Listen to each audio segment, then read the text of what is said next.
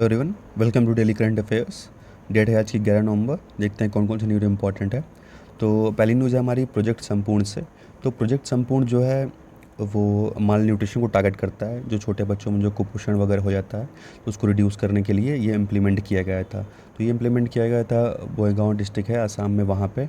तो इसके रिज़ल्ट हमको अच्छे देखने को मिले क्योंकि वहाँ पे चाइल्ड जो माल न्यूट्रिशन है बच्चों में वो बहुत हद तक कम हो गया है। तो ये ईज़िली जो है वो कहीं भी इम्प्लीमेंट किया जा सकता है।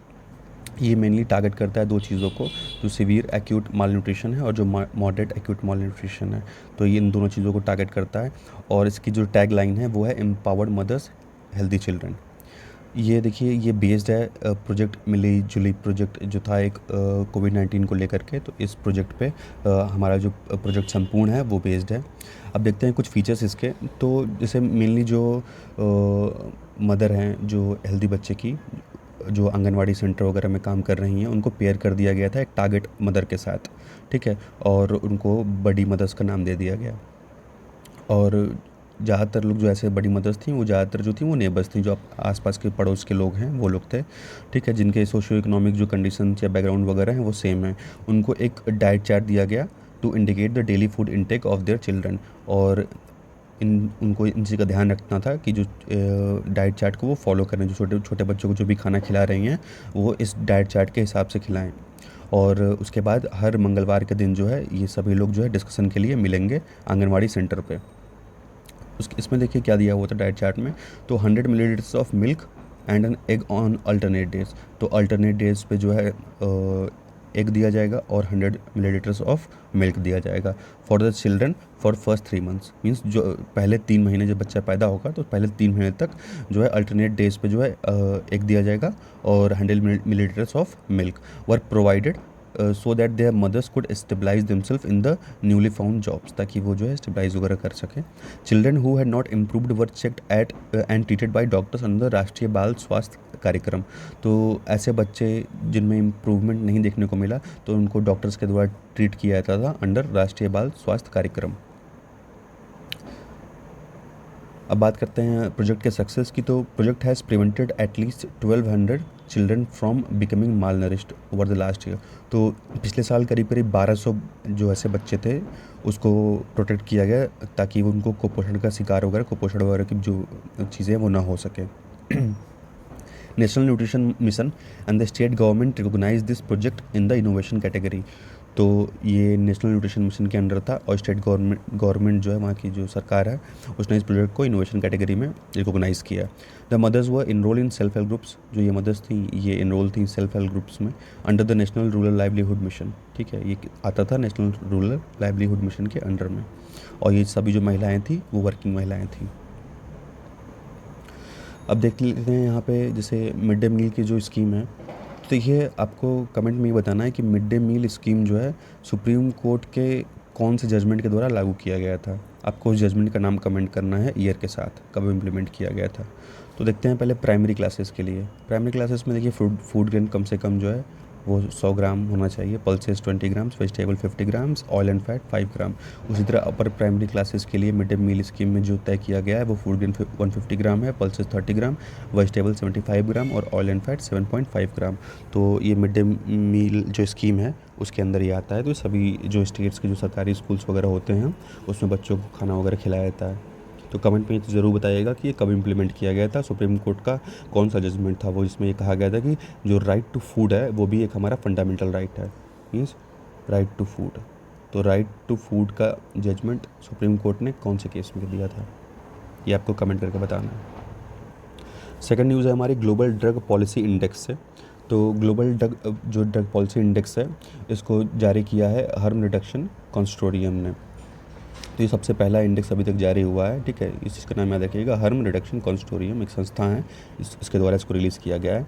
तो नॉर्वे को पहले नंबर दिया गया, दूसरा नंबर न्यूजीलैंड को, उसके बाद पोर्चुगल, यूके और उसके बाद ऑस्ट्रेलिया। तो ये टॉप 5 जो लीडिंग कंट्रीज़ हैं तो यही हैं, नॉर्वे, न्यूजीलैंड, पोर्चुगल, यूके और ऑस्ट्रेलिया। ये टॉप 5 लीडिंग कंट्रीज़ हैं ठीक है। तो ये हेल्थ ड्रिवन ड्रग पॉलिसीज़ की बात करता है, मींस कहाँ पे जो ड्रग पॉलिसीज़, ड्रग से रिलेटेड जो भी पॉलिसीज़ हैं, जो भी नियम कानून हैं, वो अच्छे हैं। तो it is data driven global analysis of drug policies for the implementation, और उनका इम्प्लीमेंटेशन वगैरह कैसे किया जा रहा है, तो उसी बेसिस पे जो है ये इंडेक्स जारी करता है। इसमें करीब करीब 75 इंडिकेटर्स शामिल हैं, ठीक है, जो कि फाइव जो है ब्रॉड डायमेंशन को कवर करता है। पहला है हमारा criminal justice, extreme responses, health and harm reduction, उसके बाद access to internationally control medicines और डेवलपमेंट। तो इन जो ये इसके 5 जो है वो ब्रॉड डायमेंशंस हैं जो ये कवर करता है। अब देखते हैं तो टॉप 5 जो कंट्रीज़ है हमारी, वो नॉर्वे है जिसको इसका स्कोर 74 है, न्यूजीलैंड है, पोर्चुगल, यूके और ऑस्ट्रेलिया है। अगर बॉटम 5 की बात करें तो मैक्सिको, केन्या, इंडोनेशिया, युगांडा और ब्राज़ील। तो सबसे लास्ट जो है वो ब्राज़ील है विथ 26 स्कोर। तो इसमें टोटल 30 कंट्रीज़ ने पार्टिसिपेट किया था, ठीक है। द जो 5 लोवेस्ट कंट्रीज़ थी वो तो बता ही दी कि ब्राज़ील, युगांडा, इंडोनेशिया, केन्या और मेक्सिको वगैरह थी। देखिए नॉर्वे इंडेक्स को टॉप किया है, लेकिन जो उसका स्कोर था वो सिर्फ 74 ही है, तो ये उतना बढ़िया भी नहीं कहा जाएगा। एंड द मीडियन स्कोर, अब देखिए जब बात करेंगे ओवरऑल स्कोर की, पूरे 30 कंट्रीज़ को मिला करके जो स्कोर बना वो केवल 48 ही बना, ठीक है। सबका एवरेज निकाला गया जब 30 कंट्रीज़ का, तो एवरेज जो स्कोर था वो 100 में से केवल 48 था। इंडिया को इन 30 कंट्रीज़ में से जो 18वां स्थान मिला है इंडिया को, और इंडिया का जो स्कोर है वो 46 है। तो अगर आप देखेंगे जो ओवरऑल स्कोर है, तो ओवरऑल स्कोर 48 है और इंडिया का स्कोर 46 है, तो ओवरऑल स्कोर से भी कम है इंडिया का स्कोर, और 18th रैंक है इंडिया की। अब बात करते हैं logistics ease across different states, या लीड्स रिपोर्ट भी बोलते हैं इसको। तो जो लीड्स रिपोर्ट है, देखिए ये इसके हिसाब से जो गुजरात है वो टॉप किया है। तो इसमें कई पैरामीटर्स आते हैं, जैसे इंफ्रास्ट्रक्चर को लेके, सर्विसेज को लेके, या फिर उनके रेगुलेशंस को लेकर के। तो लीड्स इंडेक्स को लॉन्च किया गया था 2018 में by commerce and industry ministry and Deloitte. तो जो कॉमर्स और इंडस्ट्री मिनिस्ट्री है और डियोलाइट है उसके द्वारा 2018 में ये लॉन्च किया गया था पहली बार। It ranks state on the score for the logistic services. तो ये स्टेट्स को रैंक करता है उनके लॉजिस्टिक सर्विसेज के आधार पे, उनकी एफिशिएंसी के आधार पे और उनके इकोनॉमिक ग्रोथ के आधार पे, किस आधार पे वो उनकी ग्रोथ है। States are rank based on quality and capacity of key infrastructure, ठीक है। तो जो उनका स्टेट का जो इंफ्रास्ट्रक्चर है उसका डेवलपमेंट कैसे हो रहा है, रोल्स, रेट्स वगैरह जो चीज़ें हैं, सड़कों का कैसे निर्माण हो रहा है, कैसे उनका डेवलपमेंट हो रहा है, रेल्स का कैसे डेवलपमेंट हो रहा है, लॉजिस्टिक डेवलपमेंट कैसा हो रहा है। तो इन सब चीज़ों के आधार पे यहाँ पे रैंकिंग दी जाती है।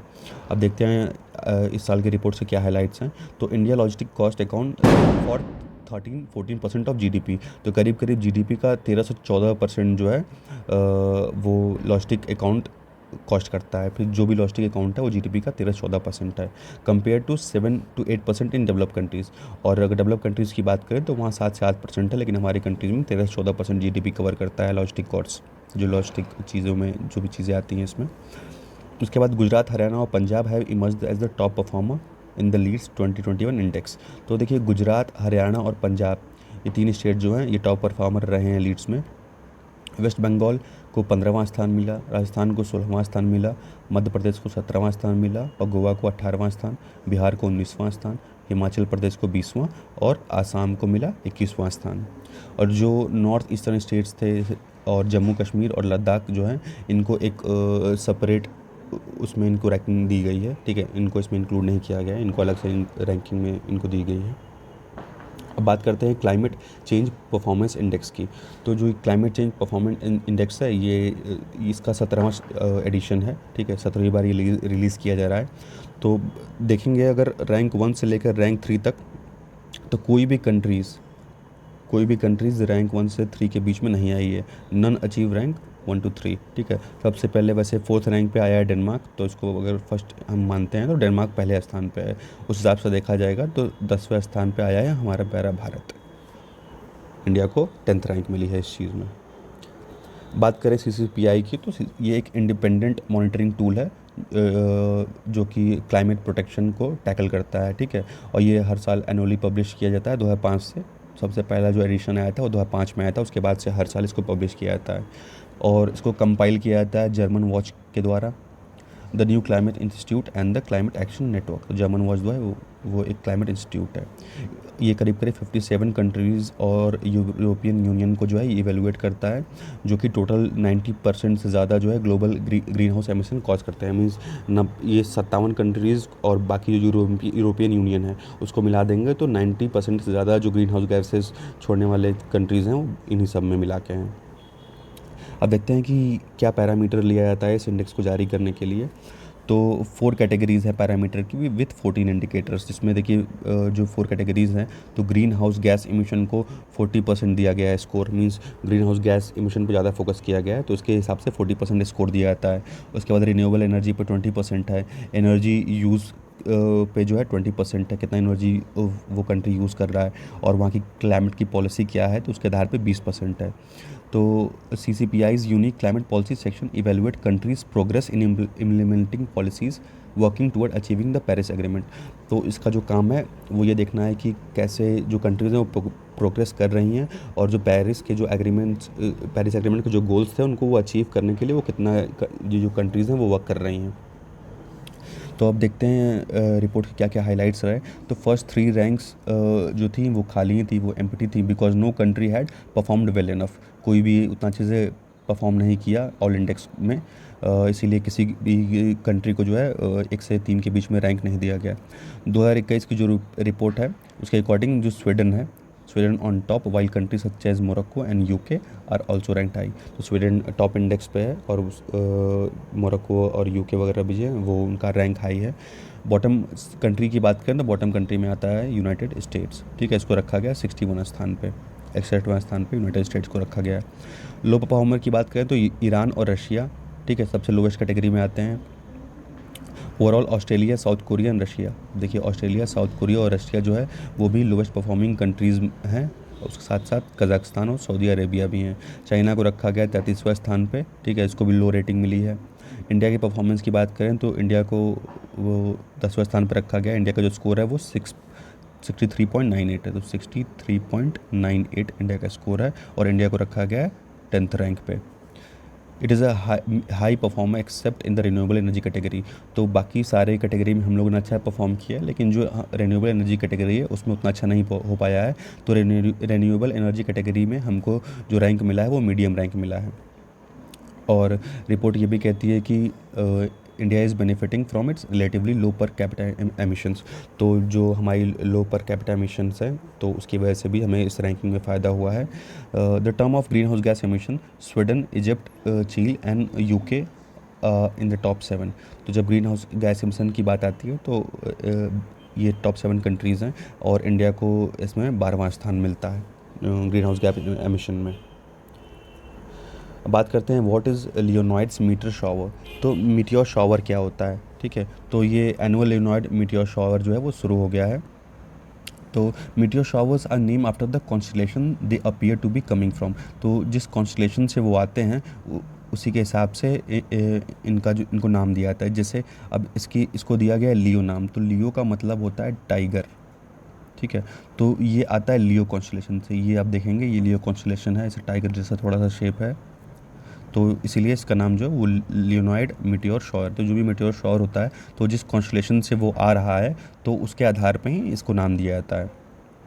The Leonid originate from the constellation Leo, या इसको देखिए लियो या लॉयन भी बोलते हैं, the groups of stars that from a lion man. They emerge from the comet Tempel Tuttle, ठीक है, ये कहाँ से इमर्ज हुए, तो जो कॉमेट टेम्पल टटल है वहाँ से इमर्ज हुए, which require 33 years to revolve once around the sun, जिनको करीब करीब 33 साल लग जाते हैं एक बार सन को पूरा रिवॉल्व करने में।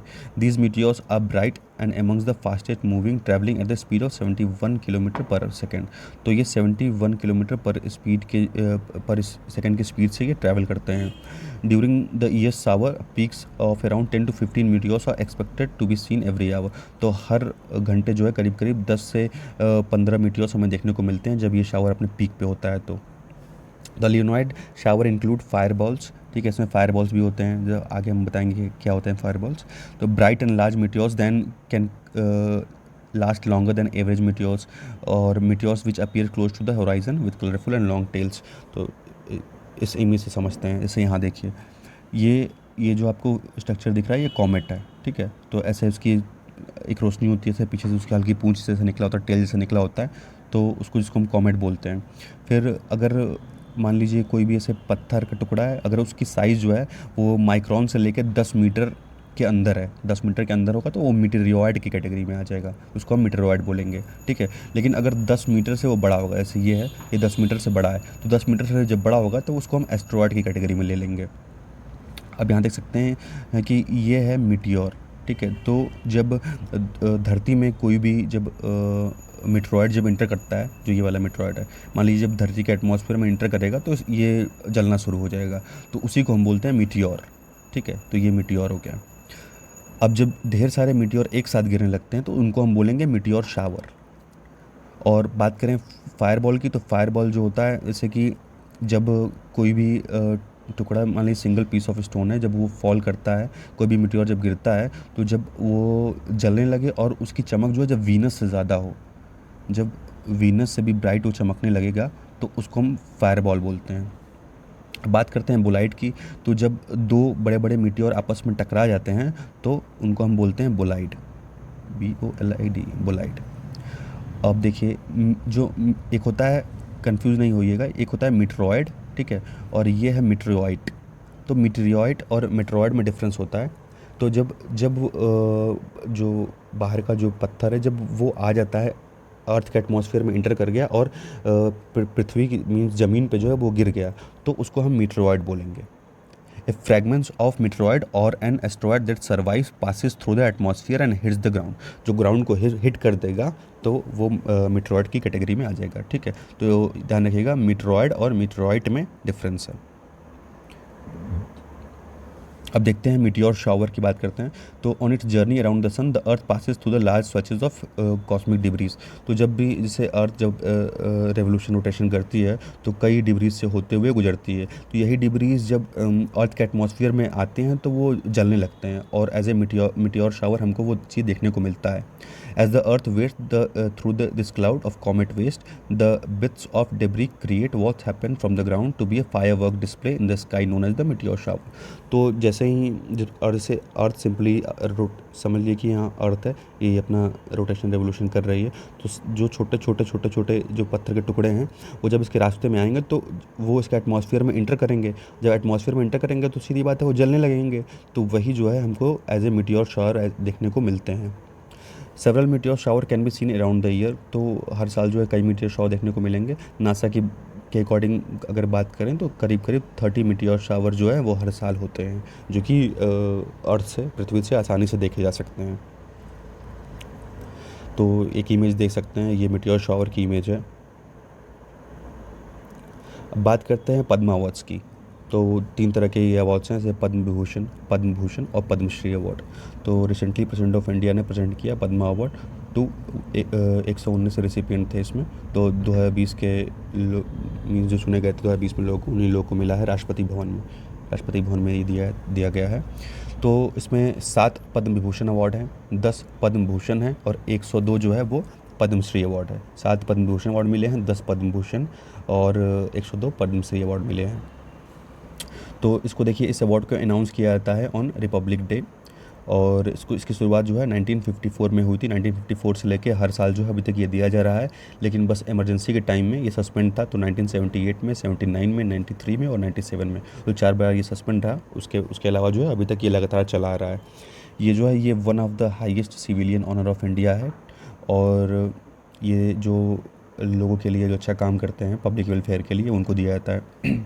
The higher category of Padma Award can be conferred on a person only where a period of at least 5 years has elapsed। देखिए, इसका मतलब ये हुआ कि अगर एक पर्टिकुलर पर्सन को समझ लिए कि अगर 2020 में पद्म अवार्ड मिल गया, ठीक है, तो अब 5 साल बाद ही उनको दूसरा कोई अवार्ड मिल सकता है पद्म से रिलेटेड, ठीक है। तो इन तीनों कैटेगरी में जो अवार्ड्स हैं, इसमें से कोई भी एक अवार्ड मिल जाता है। सपोज़ करिए कि किसी पर्सन को पद्मश्री अवार्ड जो है वो 2020 में मिला है, 2020 में किसी को मिल गया, तो अगर उनको अब पद्म भूषण लेना है तो कम से कम इनको 5 साल बाद ही पद्म भूषण अवार्ड मिलेगा, फिर उसके 5 साल बाद पद्म विभूषण मिल सकता है। ऑब्जेक्टिव की बात करें तो to seek its recognize achievements in all fields of activities और disciplines where an element of public service is involve. तो जहाँ भी पब्लिक सर्विस की बात आएगी, जो पब्लिक के लिए जो अच्छे काम करेंगे, कई एक्टिविटीज़, कई फील्ड्स यहाँ दिए गए हैं।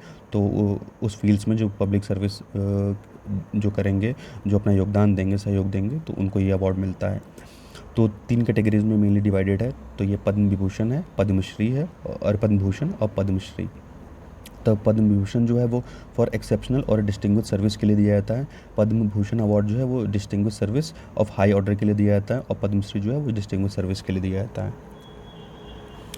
पद्म Vibhushan is the highest in the hierarchy of Padma awards. तो सबसे ऊपर जो आता है वो पद्म विभूषण अवार्ड आता है, सबसे, ये अपने हायरकी में सबसे ऊपर है, फॉलोड बाय पद्म भूषण और पद्मश्री।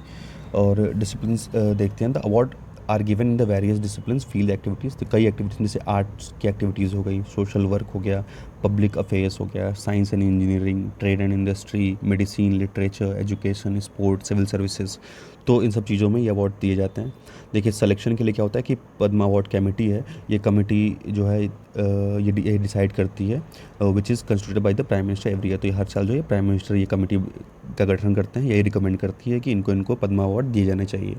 और ये अवार्ड दिया जाता है प्रेसिडेंट के द्वारा। The award are presented by the president of India usually in the month of April March every year.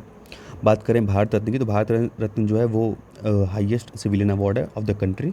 It is awarded in the recognition of exceptional service. तो ये एक्सेप्शनल सर्विस और performance की condition में ये चीज़ दिया जाता है of the highest order in any field of human Endeavour. तो किसी फील्ड, भारत रत्न जो है वो किसी फील्ड में दिया जा सकता है। लेकिन पद्म अवार्ड्स के लिए कुछ मीन्स कुछ फील्ड्स जो हैं वो डिवाइडेड है, जैसे art, social work, public affair, education, sports वगैरह में दिया जाता है। It is treated on a different footing from Padma Awards. The recommendation of Bharat Ratna are made by the Prime Minister to the President of India. तो जो ये recommendation है भारत रत्न का वो दिया जाता है, प्राइम मिनिस्टर के द्वारा रिकमेंड किया जाता है प्रेसिडेंट को। No formal recommendation for Bharat Ratna are necessary. कोई भी फॉर्मल रिकमेंडेशन भारत रत्न के लिए ज़रूरी नहीं है। The number of Bharat Ratna award is restricted to a maximum of 3। ठीक है, तो जो भारत रत्न का अवार्ड है वो सिर्फ एक साल में केवल 3 अवार्ड दिए जाएंगे। Government has conferred Bharat Ratna award on 45% till date. तो अभी तक 45 लोगों को जो है वो भारत रत्न का अवार्ड मिल चुका है। हर साल 3 से ज़्यादा कभी नहीं दिया जाता, हर साल कम 3 अवार्ड जो है वो दिए जाएंगे, उससे ज़्यादा नहीं। अब बात करते हैं स्माइल स्कीम की। तो ministry of social justice and empowerment has formulated this scheme for support for marginalised individuals. तो ऐसे इंडिविजुअल्स जो मार्जिनलाइज अपने आप को समझते हैं, मीन्स देखिए मार्जिनलाइज का मतलब होता है कि एक समाज में रहते हुए भी अपने आप को अकेला पाना। तो उसी के लिए स्माइल स्कीम है और जारी किया गया है मिनिस्ट्री ऑफ सोशल जस्टिस और एम्पावरमेंट के द्वारा। Smile stand for support for marginalised individuals for livelihood and enterprise. तो उसका जो फोकस है उसका रिहेबिलिटेशन पे फोकस है। उसके अलावा प्रोवाइडिंग फॉर मेडिकल फैसिलिटीज़, तो उसको मेडिकल फैसिलिटीज़ वगैरह प्रोवाइड किया जाएगा, काउंसलिंग वगैरह किया जाएगा, और basic documentation, education, skill development, economic linkage वगैरह, इन सब चीज़ों पे ध्यान दिया गया है इस स्कीम में। इट इंक्लूड्स सब scheme central sector scheme for comprehensive rehabilitation of person engage in the act of begging. तो जो बेगिंग वगैरह का काम करते हैं तो वो भी उनको भी इसमें इंक्लूड किया गया है। तो उनके लिए जो है स्माइल स्कीम बहुत बेनिफिशियल होगी। The scheme would be implemented with the support of state, union territory government और लोकल अर्बन बॉडीज़ जो हैं, जिसका इम्प्लीमेंटेशन जो है सभी स्टेट के सपोर्ट से, जो भी यूनियन टेरिटरीज़ हैं उसके सपोर्ट से, जो लोकल अर्बन बॉडीज़ हो गए या जो ऑर्गेनाइजेशन, वॉलंटरी ऑर्गेनाइजेशंस हैं और जो कम्युनिटी बेस्ड ऑर्गेनाइजेशंस, इंस्टीट्यूशंस हैं, उनके हेल्प से जो है इस स्कीम को इम्प्लीमेंट किया जाएगा। बात करें बेगर्स इन इंडिया की, तो 2011 के सेंसस के according total number of beggars जो हैं वो 4,13,670 हैं, इंक्लूडिंग जिसमें से 2,21,673 मेल्स हैं और 1,91,997 जो हैं वो फीमेल्स हैं। ठीक है, and the number has increase from the last census. और पिछला सेंसस था उसके हिसाब से ये सेंसस में जो नंबर है वो इंक्रीज़ हुआ था। West Bengal top the chart followed by Uttar Pradesh. सबसे ज़्यादा जो बेगर्स हैं वो वेस्ट बंगाल में हैं। ठीक है, ये फर्स्ट नंबर पे है और उत्तर प्रदेश जो है वो सेकंड पे है। सबसे ज़्यादा सेकंड नंबर पे सबसे ज़्यादा उत्तर प्रदेश में है, एंड बिहार जो है थर्ड पे है at number 2 and 3 respectively. Lakshadweep merely has 2 wagons according to 2011 census. Lakshadweep में देखेंगे तो केवल यहाँ पे 2 ही लोग हैं जो बेगिंग में देखे गए। लक्षद्वीप में सिर्फ 2 लोग मिले हैं। Among the union territory new Delhi has the largest number of beggars. सबसे ज़्यादा न्यू दिल्ली में है, करीब 2187 बेगर्स, फॉलोड बाई चंडीगढ़ में 121 बेगर्स हैं। Among the north eastern states Assam top the chart. North eastern states में जो है आसाम में करीब 22,000